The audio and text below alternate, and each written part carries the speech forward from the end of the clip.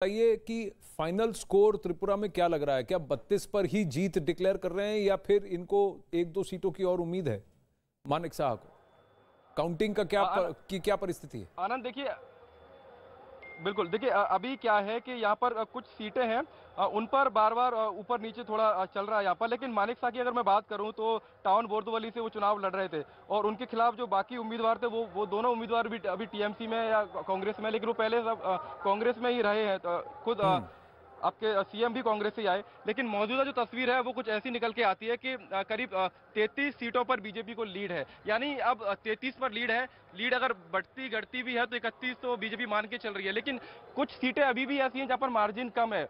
मानिक शाह का आखिरी राउंड की कभी काउंटिंग चल रही थी। हालांकि ये कहा गया है कि वो सर्टिफिकेट लेने इसी काउंटिंग सेंटर पर थोड़ी देर के बाद आएंगे, लेकिन वो सिर्फ 1000 वोटों के मार्जिन से जीतते हुए दिखाई दे रहे हैं। दूसरी तरफ सीपीआईएम के जो अध्यक्ष हैं जितेंद्र चौधरी, उनका मार्जिन महज 118 वोट का है। आखिरी राउंड की वोटिंग चल रही है। यानी सीपीआईएम हो चाहे जितने भी बड़े बड़े नेता हैं, उनके मार्जिन बहुत कम है। या फिर आप ऐसे कह लीजिए कि वोटरों की संख्या काफी कम होती है, छोटी विधानसभाएं होती है, तो इसलिए मार्जिन काफी कम है। आखिरी राउंड का अनाउंसमेंट होना बाकी है। हमारे ठीक ऊपर ही यहाँ पर भोंपू लगा हुआ है त्रिपुरा में जब वो भोंपू बजेगा मैं फिर आपकी ओर रुख करूंगा, क्योंकि हमारे साथ कुछ गेस्ट भी जुड़े हैं। आज चुनाव का माहौल है, लेकिन आपने कहा 82% से ज्यादा का वोटर टर्नआउट था त्रिपुरा में। तो ऐसा नहीं कि वोटर निकल के वोटिंग करने नहीं आया, लेकिन सबकी जीत का मार्जिन श्रिंक हुआ है, चाहे वो किसी भी पार्टी से हो। 118 वोट से अगर जितेंद्र चौधरी लास्ट राउंड में आ गए हैं तो फिर वो ज्यादा हेल्दी नहीं है। 1000 वोट से मानिक शाह आ गए हैं, वो भी कहीं ना कहीं एक वार्निंग सिग्नल है कि कोई तो वहां बैठा है ये सोचकर कि मुझे एक ऑल्टरनेटिव चाहिए जहां मैं राष्ट्रीय पार्टीज पे नहीं लोकल पार्टीज पर भरोसा कर रहा हूं। शुभराष्ट्र, आप कैसे देखेंगे इसको?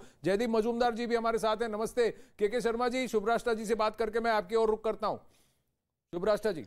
जी आनंद जी, मैंने पिछले 5-6 सालों से मेंटेन किया है कि ये जो लार्जर जो फाइट है, जो लार्जर पॉलिटिकल फाइट है, वो रीजनल वर्सेस नेशनल बीजेपी की है। और इस चुनाव के चुनाव के रिजल्ट्स भी यही दर्शाते हैं। आपकी बात बिल्कुल सही है कि सारी जो भी जितनी भी पॉलिटिकल पार्टीज हैं उनका मार्जिन श्रिंक हुआ है। और उसके साथ साथ जो टीएमसी जिस तरीके से उभरने का प्रयास किया उसने त्रिपुरा में, वो भी एक इंटरेस्टिंग डेवलपमेंट थी।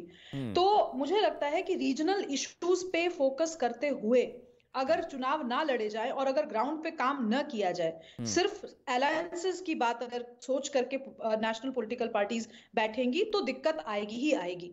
आप देखिए, कांग्रेस और लेफ्ट का अलायंस त्रिपुरा में तो चल पा रहा है, लेकिन केरल में नहीं चल रहा। कांग्रेस पार्टी के कोई भी बड़े नेता त्रिपुरा गए ही नहीं। और उसके बावजूद आप देखिए लेफ्ट किस तरीके से बरगलाने का प्रयास कर रही है कि हम तो भाई कुछ इश्यूज पे इनके साथ हैं, कुछ इश्यूज पे इनके साथ नहीं है। भाई कांग्रेस आपके साथ है। लेफ्ट तो अपने पॉलिटिकल कन्वीनियंस के लिए कांग्रेस के साथ अलायंस करने का प्रयास कर रही है, बट क्या कांग्रेस इनके साथ है? ये प्रश्न पूछा जाना चाहिए, क्योंकि विवेक जी हैं यहाँ पर और बहुत मुखर होकर के बात रखते हैं। इनसे पूछिएगा कि आखिर कांग्रेस के इतनी बड़ी बड़ी यात्राएं हुई, राहुल गांधी मेघालय तक गए, तो क्यों नहीं पहुंचे वहां?